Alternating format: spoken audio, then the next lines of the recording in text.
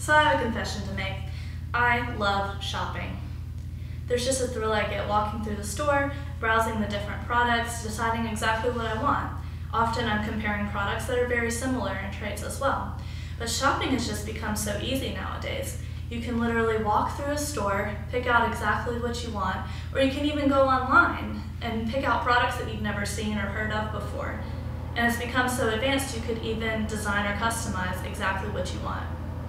But what if we decided to start doing this to our children? What if we decided that it was as easy as picking out their personality and their physical appearance the same way it is to pick out a new pair of jeans? No pun intended.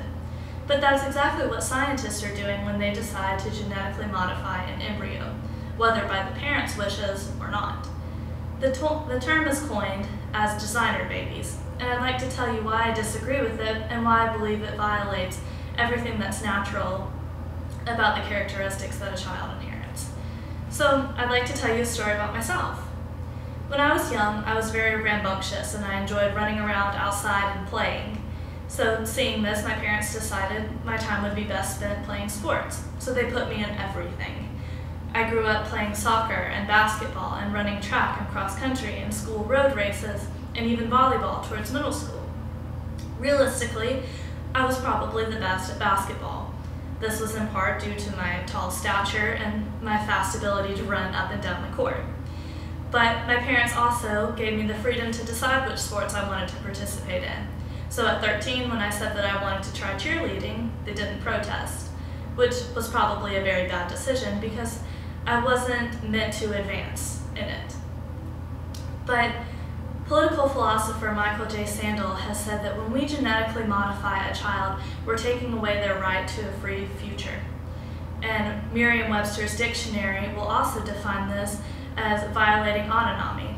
Autonomy is the right to govern oneself. So, on the other end of it, there are cultures that would believe that advancing a child is a good thing.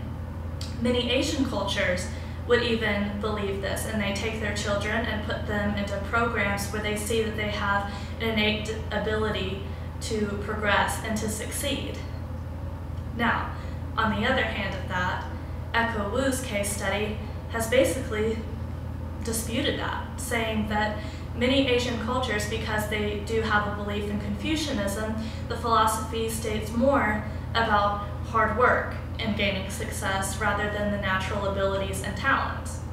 A lot of Americans believe that you succeed through your natural abilities and talents, while many Asian schools, they go year-round and they have very strenuous curriculum that allows their students to progress and to advance in society.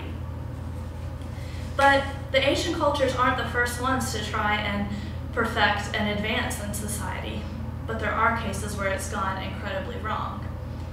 If you'll take the term eugenetics, which was actually coined by Sir Francis Galton in 1883, it's a Greek term that means well-born or in good birth. This was what Nazi Germany attempted to do in the 1940s when they decided they wanted to create an Aryan race. But rather doing it through education and creating a superior society that way, they decided to do it through what's called racial hygiene, which was taking people out of society who they felt were diseased, disabled mentally or physically, and in some cases even part Jewish. That's the very far stark difference between how genetically modifying can be good and how it can be bad, but it's also a statement to the possible misuse that could come of this science.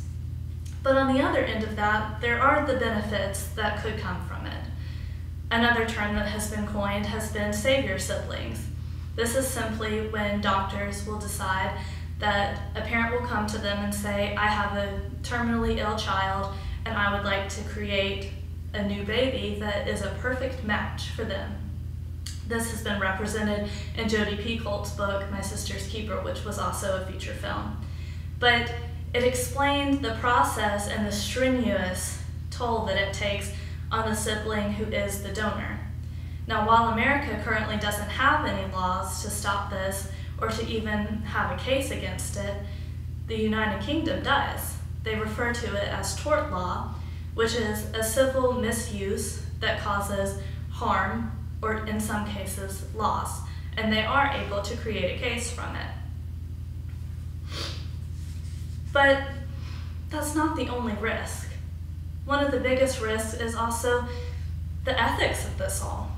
In 2001, activist Brian Toker says that no one has really tried to transfer a genetically altered embryo into a woman's womb.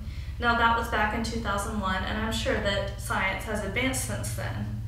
But going back to political philosopher Michael Standel, he says that the main issue of this enhancement is that its main purpose is to serve a desire. So that brings in the question, what are the rights of the fetus and are there ethics to this? Peter Singer and Michael Tooley have stated at the time of modification, an embryo only has about 80 to 100 cells in it. And this means that it has no nerve cells or even any desire at this point. Now, an embryo, it may or may not become a human at some point. So while there are risks to it, and is it ethically right, depends on whether or not it becomes a child and whether or not a child does inherit those initial traits that they were given. Which brings me to my conclusion, is that in this advancement, in any scientific advancement, there are always going to be many risks. But we can also look at the past failures of eugenetics, the future that holds to the child, and the risk that an emotional toll that it could take on them not having the ability to develop traits they want, even for themselves. And then the ethics of this all. Should we even be doing this at all? So I hope that you'll join me in deciding to speak up for those embryos that cannot speak up for themselves and join in the argument to stop designer babies. Thank you.